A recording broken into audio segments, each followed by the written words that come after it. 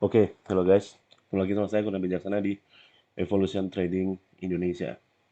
Right, sekarang saya mau membahas beberapa altcoin ya. Kemarin saya udah sempat bahas Bitcoin dan Ethereum.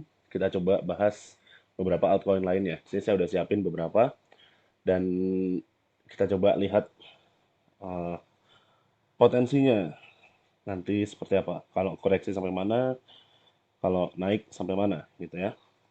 Kemarin udah lihat di uh, video saya sebelumnya dan mungkin di channel.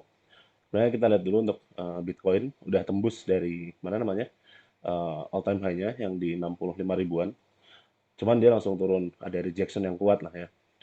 Saya udah bikin proyeksi juga bahwa minimal minimal kita bisa mencapai 75 ribu. Nah, teman yang ada di sini tadinya saya bilang key resisten, sekarang jadi key support ya. Itu masih eh, harus dites dan harus valid juga retestnya. Maksudnya tidak jebol ke bawah ini lagi. Kita harus pastikan dia minimal daerah sini bertahan atau daerah sini lah. Ini masih sehat kalau koreksi sampai sini. Koreksi sampai bawah itu lagi, kita bisa ya nanti kita tunggu sampai di bawah-bawah lagi. Kalau saya masih masih apa namanya masih melihat kemungkinan juga sampai ke 30 ribu atau mungkin 20 ribu. Kapan? Nggak tahu. Yang penting pertanyaan saya nanti pas sudah sampai sana berani beli apa enggak gitu. Jadi minimum projection di situ. Sekarang yang perlu kita eh, waspada ya, perlu kita lihat terus adalah candle 1 minggu ini. Ini bentuknya udah kayak gini bahaya. Memang masih ada hampir 1 hari lagi ya 22 jam per saya ngerekam video ini. Jadi kita coba bikin skenario apa yang terjadi kira-kira kalau misalkan dia turun terus dan akhirnya merah, apalagi bodinya sampai tebel gitu, ya itu jadi pertanda yang bahaya. Biasanya kayak gitu turun ke bawahnya kenceng. Cuman kalau masih doji, masih tipis-tipis kayak gini pun masih oke sebenarnya, masih nggak masalah. Apalagi sampai masih hijau atau lebih atas lagi, itu masih sangat-sangat sangat-sangat oke sebenarnya untuk naik ke atas lagi, untuk mencoba naik ke atas lagi gitu ya. Jadi intinya adalah jangan sampai dia ngebentuk candle merah dengan body yang cukup besar gitu aja. Doji kayak gini menurut saya masih oke. Hijau lebih bagus lagi, tapi kalau sampai misalkan mungkin anggap aja sampai bodinya lebih bodinya panjang aja, ekor yang di bawah ini hampir nggak kelihatan atau cuma sedikit, itu udah bahaya gitu ya. Tapi dengan begitu pun apa namanya koreksi target-target koreksi, kalau saya masih ada di pertama yang di sini minimal bagian bawah dari key support zone ini di 57 ribuan. Target berikutnya ada di 51 ribu. Nah, kalau dari sini sebenarnya saya tinggal tarik garis juga. Ini ada trend line ya. Mungkin sampai sini. Jadi kalau misalkan ini skenario bearish-nya dulu ya. Kalau misalkan dia ininya merah sampai sini gitu merahnya misalkan ya. Kita mungkin bisa ngelihatnya kayak gini gitu. Nah, di sini nanti kita lihat aja reaksi harganya seperti apa. Kalau bagus ya udah bisa jadi kesempatan opportunity untuk beli yang lebih bagus lagi. Kalau enggak ya misalkan dia nanti close-nya hijau atau mungkin dikit kecil gitu ya. Ya mungkin cepat dia nanti langsung masuk ke 75 ribunya kayak gitu. Oke, jadi sangat tergantung dengan apa yang kita dapat di minggu ini. Sedikit lagi, sorry, per 1 jam, 1 hari,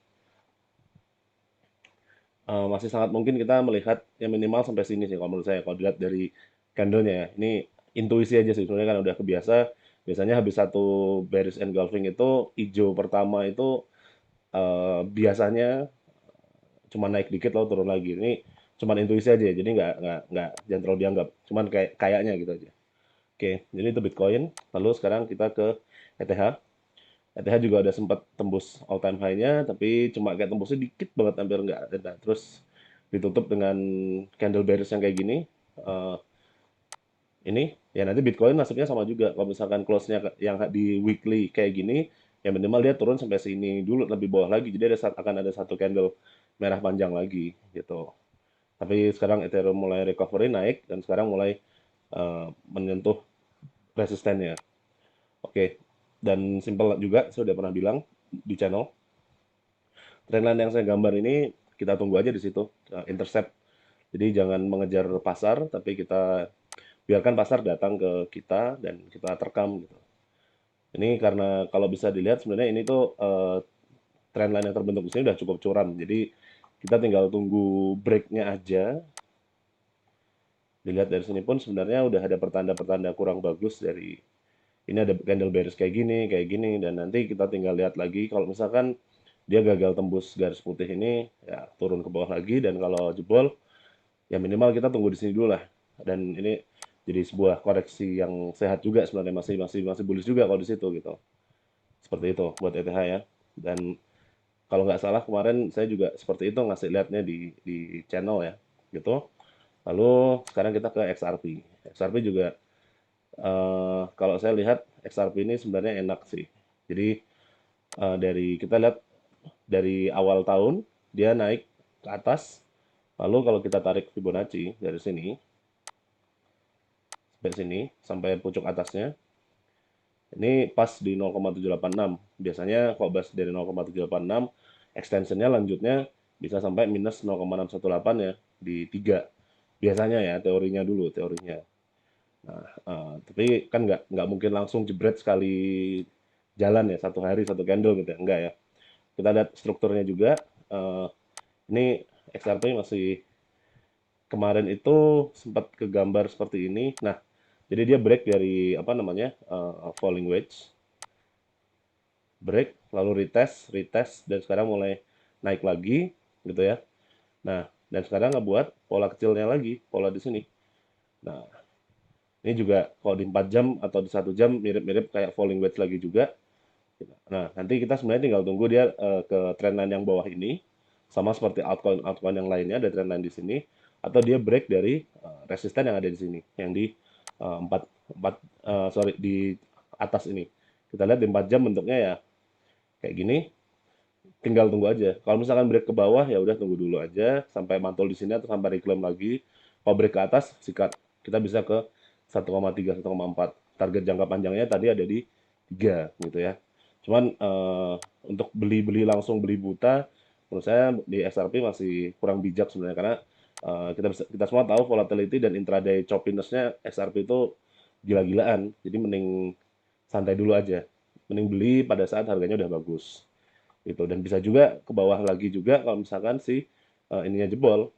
Saya juga masih menunggu juga sebenarnya di bawah di bawah 1, di bawah 0,8 masih sangat-sangat bisa XRP itu ke sini kayak gitu, apalagi kalau ke retest yang falling wedge yang besar ini gitu. Seperti itu buat XRP kayak gitu ya. Kita coba lihat lagi apakah ada kesempatan intraday trading di luar yang ini tadi.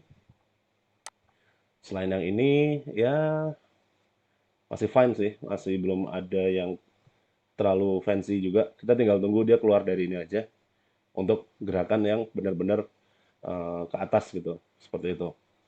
Oke, lalu ada BNB. Nah, BNB ini kalau saya tarik garis ya ini kan jadi sebuah apa namanya, eh, pola juga, yang tapi kayaknya polanya nggak valid karena terlalu cepat dia, begitu udah baru gini udah ketembus aja udah kejebol. Tapi in general dari awal sampai atas BNB di 0618 Fibonacci-nya ke atas, minimal kita bisa menuju ke ATH itu cukup cukup memungkinkan. Cuman kita lihat dulu strukturnya dulu ya. Dengan asumsi BTC nggak berulah juga. Saya coba gambar dulu trend line. Jadi hampir semua alt mirip-mirip kayak gini ya. Jadi zona untuk membelinya menurut saya sih tunggu di trend line ini aja gitu, kayak gitu. Atau saat dia tembus resisten yang ada di sini. Nah, ini kan juga resisten nih, satu dua, dan dia sempat ada di sini, jadi kita tunggu begitu BNB tembus 500 kita langsung bisa terbang juga gitu. Tapi kalau saya lebih lebih aman kita nunggu di bawah, kecuali benar-benar tembus udah ada konfirmasi yang bagus banget gitu. Di sini karena kita lihat rejectionnya kuat ya. Dia dari sini langsung ada bearish engulfing dan sekarang mau mencoba naik, tapi kita masih belum tahu ada gimana lagi. Intinya bearish engulfing ini adalah pertanda bullish yang bearish yang cukup kuat kayak gitu. Dan ini juga sama kayak Ethereum juga, bahwa di sini ada tren yang curam di sini. Yang ini menandakan karena dia sangat curam ini nggak sustainable, jadi kemungkinan untuk dipatahinnya cukup besar gitu. Oke, bentar, bentar ya. Jadi udah si BNB, sekarang kita coba ke Link ya, Chainlink. Oke, Chainlink ini kalau saya lihat dia berpotensi juga karena 30,7 atau 30,5 lah, anggap aja yang daerah garis ini adalah zona yang sangat penting, yang saya sering gambar, saya sering wanti-wanti daerah sini penting, dan Link kemarin baru aja nge-break gitu. Kita tinggal berharap bahwa ini bukan fake breakout. Kalau dia fake breakout ya udah kita dia dia mungkin Link akan ngetes minimal sampai sini lah, sini atau sampai ke trend line-nya kalau dia fake breakout. Tapi kalau dia breakout-nya legit ya eh, nggak lama Link bisa terbang gitu aja. Kalau saya lihatnya seperti itu. Kita lihat coba di intraday-nya strukturnya kayak gimana ya. Nah, strukturnya mungkin minimal ya retest si 50 EMA mungkin di sini atau di yang trend line yang tadi saya gambar ya.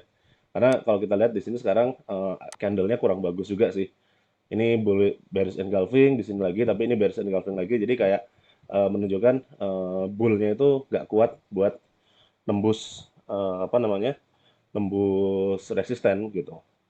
Kelihatannya seperti itu. Jadi kalau saya mending nunggu dulu kalau buat link seperti itu ya. Oke, lalu kita ke Solana. Solana juga kemarin mau menembus ATH tapi gagal, terus jadi inside bar. Nah ini kita yang perlu wanti-wanti nih. Di hari ini merah atau enggak? Kalau misalkan merah agak-agak bahaya juga karena nanti ngebentuk pola kayak gini, momentumnya melemah, tek tek tek tek tek, lemah lemah lemah lemah kayak gitu. Seperti itu. Itu perlu kita hati-hati, kita perlu apa namanya? Perlu pantau dulu. Kalau misalkan dari situ ya kita saja mending tunggu di sini di 169 ini atau 170 ini. Ini adalah resisten sorry support yang penting yang ada di sini gitu. Jadi daripada beli sekarang mending tunggu agak bawah dikit yang pas dengan 50 EMA buat Solana kayak gitu. Targetnya memang masih lumayan jauh sih kalau Solana ya, kalau saya lihat. Tapi ya dari sini satu, dua, tiga, empat, empat candle yang terbentuk makin lama momentum bullishnya makin lemah. Jadi itu sebuah pertanda yang kurang bagus jadinya. Mungkin mau istirahat dulu bullnya kayak gitu. Oke, habis Solana kita ke Avalanche ya. Avax mirip juga, dia baru break dari falling wedge ini. Nah, ini nih contoh yang nanti saya bilang. Tadi kan Bitcoin saya bilang si 1 minggu jangan sampai merahnya panjang ya. Nih, kalau misalkan merahnya kecil, nanti mungkin bentuknya kayak Avax gini. Jadi gini, terus dilanjut sama biru, hijau. Jadi masih ada sedikit momentum bullish. Yang mana ya mungkin belum tentu langsung bullish banget juga, tapi minimal ada momentum bullish lagi dulu gitu. Nah, ini Avalanche. Target Avalanche ada di berapa? Ntar kita lihat. Jadi dia kemarin kan habis tembus ATH. Saya selalu bilang tembus ATH kita bisa prediksi menggunakan Fibonacci extension ya. Dari sini ke sini. Dan sekarang di 1272. Berarti kalau dia berhasil lewat 1272, target Avalanche ada di 91. Kayak gitu. Ya nggak langsung, tapi kemungkinan besar gini, gini, kayak gitu ya. Seperti itu buat Avalanche. Jadi kita punya banyak juga, cukup banyak apa namanya, altcoin yang berpotensi, baik itu kita tinggal tunggu beli atau kita bisa beli pelan-pelan. Nah, cuman seberapa mungkin sih itu semua bullish-nya itu terjadi? Saya mau sedikit kasih gambaran di Bitcoin dominance sama di altcoin market cap ya jadinya ya. Tonton bisa lihat Bitcoin dominance ini udah lama berada di bawah 51% di sini yang saya garisin ini. Sejak 20 Mei, sejak Mei yang sorry, sejak April yang sejak Bitcoinnya crash gede itu, dan sekarang masih berada di sini. Nah, kapan terakhir kali Bitcoin berada di bawah ini dominance-nya? Sangat lama. Ini terakhir kali ada sekitar di 2018. Nah, kalau kita lihat per tanggal 2000 sekian. Nah, dia ini sekitaran, ini kalau nggak salah sekitaran pas Bitcoin jatuh tuh. Tiap kali Bitcoin jatuh, kecenderungannya Bitcoin dominance-nya juga turun. Karena ada kesempatan altcoin untuk lari dulu. Baru altcoin pas habis lari dulu, nggak kuat, nggak kuat, nggak kuat, karena kebawa sama Bitcoin, baru turun. Dan ini masih kayak gini terus, baru nanti dia naik lagi. Ini naik lagi baru Agustus 2018, agak lama. Sekarang pun sama yang kejadian di sini. Bitcoin ini pas kemarin turun, Bitcoin dominance juga turun. Lalu alt sempat lari sedikit kan, ada ketinggalan, lalu dia apa namanya, ke bawah ke bawah ke bawah ke bawah. Nah, nanti Bitcoin, kita lihat ya, kita sedikit cocok logiin kalau di sini. Dia begitu naik lagi, ini 6 Agustus 2018. Kita coba di Bitcoin di 6 Agustus 2018 ada apa? Sorry. Kita coba cocok logiin aja dulu. 2018 ada di sekitaran sini. Ya, akan ada sedikit kenaikan, lalu kembali turun. Kalau ini kan ya udah jadi bear market ya. Nah, prediksi saya sama juga nanti nanti begitu Bitcoin dominance naik, Bitcoin akan naik dikit, mungkin melanjutkan ke ininya ya, ke mana namanya, ke 75 ribunya, baru dari situ baru koreksi yang agak dalam atau mungkin bear market, kita nggak tahu. Koreksi yang agak dalam atau bear market kita lihat aja nanti gimana. Jadi kalau di Bitcoin dominance-nya kita bisa lihat mungkin untuk sekarang belum ya, karena masih di bawah. Jadi sedikit memberi nafas buat altcoin. Nanti begitu udah sampai supportnya lagi, lalu dia naik lagi sampai di atas 50%, baru kita lihat nanti altcoin dan yang lain-lain mulai altcoin-altcoin mulai pada ketar-ketir kayak gitu. Jadi untuk sekarang di waktu dekat kita masih bisa melihat altcoin minimal yang saya analisa itu masih ada kesempatan bullish kayak gitu. Dan kita lihat juga di market cap-nya ya, altcoin masih mirip-mirip kayak Bitcoin ya, mau mencoba menembus ATH. Mudah-mudahan nggak kayak Bitcoin dan Ethereum, karena kalau Bitcoin dan Ethereum cuma tembus dikit, rejection, tembus dikit, rejection. Kalau misalkan tembus dikit rejection, yang saya lihat adalah beberapa altcoin yang fundamentalnya oke atau mungkin yang komunitasnya solid bakal lari kencang banget. Yang lain bakal lari aja gitu. Nah, sampai kalau misalkan benar itu terjadi rejection, ya baru turun semua gitu. Jadi kayak naik semua, ada yang kencang banget, ada yang biasa aja, baru turun lagi. Tapi kalau nggak rejection, ya semuanya lari dengan baik dan proper kayak gitu. Oke, sip ya. Nanti saya bikin analisa yang lain-lainnya lagi. Terima kasih telah menonton dan jangan lupa subscribe juga dan sampai jumpa.